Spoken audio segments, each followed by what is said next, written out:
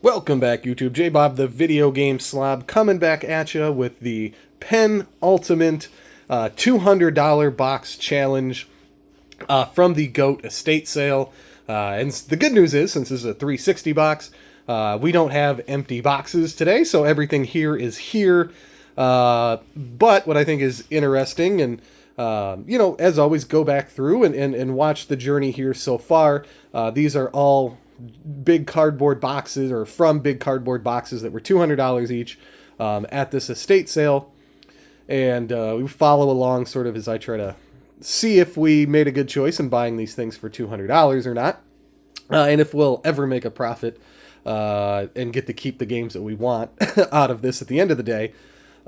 Is learning some of these lessons here, and so as I get to the point where I'm starting to sell through some of the sealed games, it just the way sort of the market works is, and at the 360 it gets weird because with loose disc 360 stuff, some of it may sell, but people really just prefer to have it like complete in box. Whereas at the video game store, loose disc PS2 stuff will sell, especially if it's a cheaper option for a more expensive game.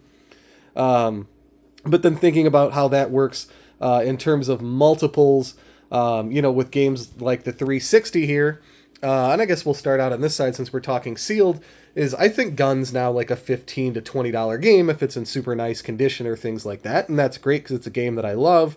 But we were, talking about in another video how the PS2 version I don't think is worth quite as much, which is funny because it's now about the price that it was back then. But what kind of multiplier does the 360 add for it being sealed? Obviously, 360 was a little before the sealed hobby collecting craze, but I have to imagine there's lots of 360 sealed stuff out there. And at this point in collecting, people were starting to keep games sealed or think of these as collectible pieces. Thinking back to how the comic hobby was, starting in the 70s and 80s, everybody, went home and bagged and boarded their stuff immediately. And, is that where we were getting in the 360 era? So, really would holding on to some of these sealed be a good idea? Will they continue to appreciate sealed? I don't know if it will in the way that like a sealed, Nintendo 64 game or an NES game is just incredibly rare and ergo, sort of necessitates that rarity multiplier. I don't know. So this will be an interesting conversation, I think, as we go to see which, if anything, on the 360 would we want to send in, for grading or slabbing, in a WATA or a CGC or something like that. But the good news is some really great titles here. I mean, Gun, Call of Juarez, and Red Dead, all sort of in the same vein.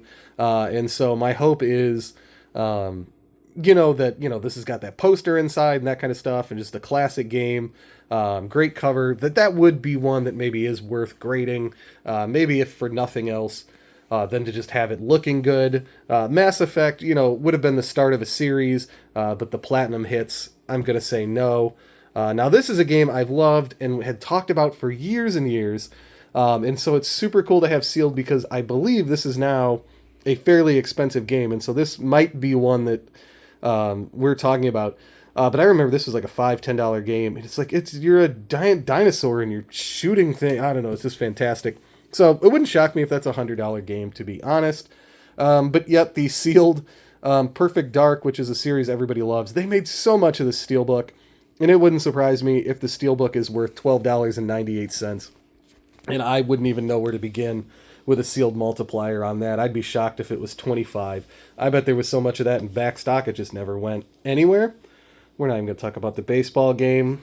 I have played several hundred PS3 games, but Turning Point is not one of them. I don't know anything about that.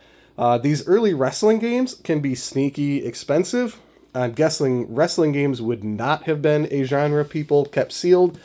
Because there's new copies coming out every year, I don't imagine stores held a lot in backstock. Stuff like this is tricky. I don't believe this ever got a seal more than what we're seeing here. So I don't know even how to sell that. Here's one that, again, had a lot of meme value. Supposedly had very limited quantities. Maybe I've heard rumors like 10 to 20,000 ever made. I might have to look at the spike on that. If that's something that's spiking now, we may just have to let that go. But it does have a great story behind it, and so is that worth something where you just send off and grade it and then hope that, 50 Cent and Eminem and people who are into all that stuff continue to just age in and want to spend their, new higher incomes on sealed games and something that rare and kind of unique and cool. I don't know. And in the way that I've shown off my videos where comics are collected, will comic collectors ever come for games? And if they did, that giant shield of Superman there might be one of them. But I don't know. I don't know if there's crossover collectible there or not. Lost, again, a really great TV show that had a lot of cult, following to it. I'm not sure that ever really followed over to the video game. Although, what is kind of funny, I've seen a lot of people coming into the video game store and buying the CSI and NCIS games lately. I don't know what that's about, but it's just a trend I've noticed. And I notice it's usually women that are buying those. So that's kind of an interesting thing.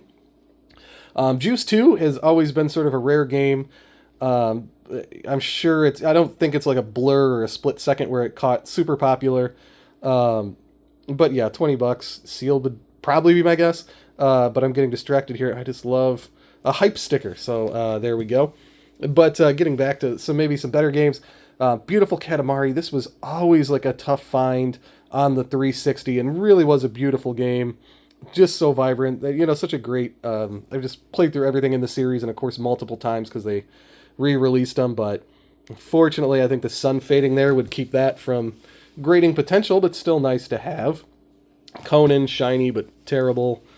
Virtua Fighter 5, I don't know if that's winning any awards.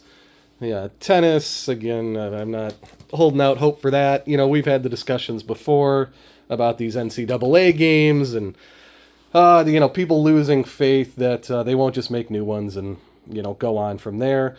The Stuntman series, it's a shame that died out. Really would like to see that continue, but that genre of game seems to have died. I don't think we've had a Burnout in a while. We had that Burnout clone that came out on Xbox One that I thoroughly loved and told all my friends to go play and buy, but I don't know that ever made it any farther than that. The base Prince of Persia, and then the NBA 2K9. There is a cool Prince of Persia that I think comes with a bonus disc. That's not it. There we go.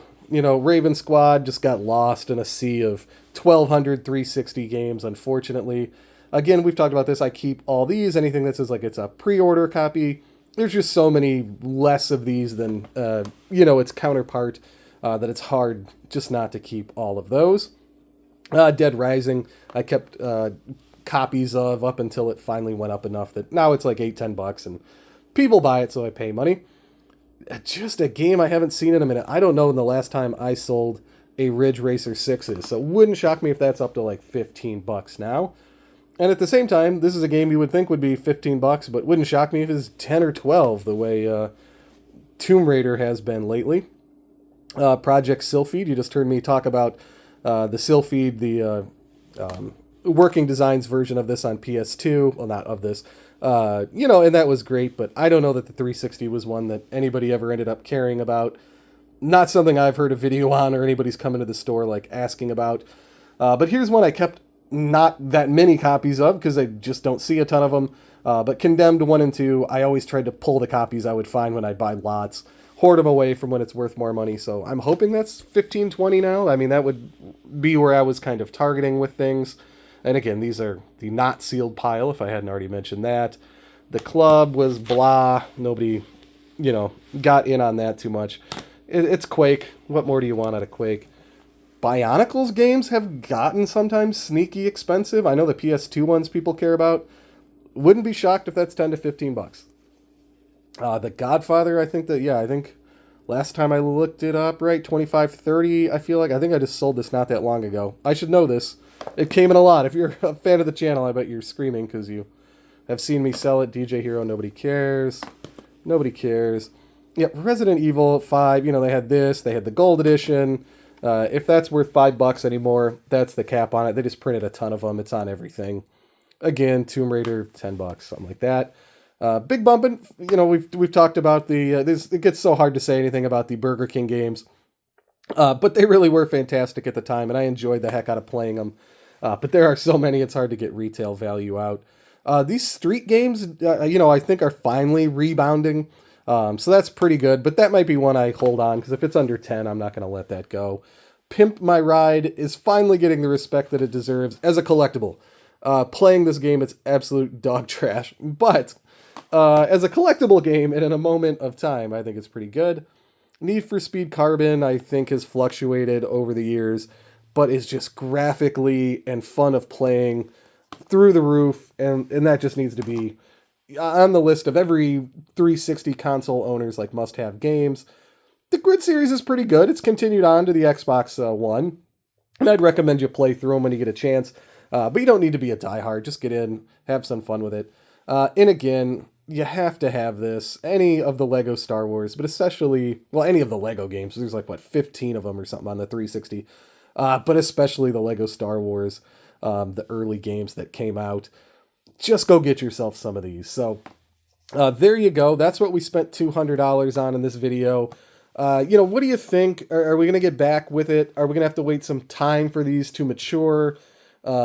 Is there stuff maybe we should just send in now, have graded and slabbed, and then if a price hike hits or a new fad hits, we already have one in the tank and we can just set it up and unload it. Let me know what you're thinking. J Bob the Video Game Slob, Princess Leia, we're over and out.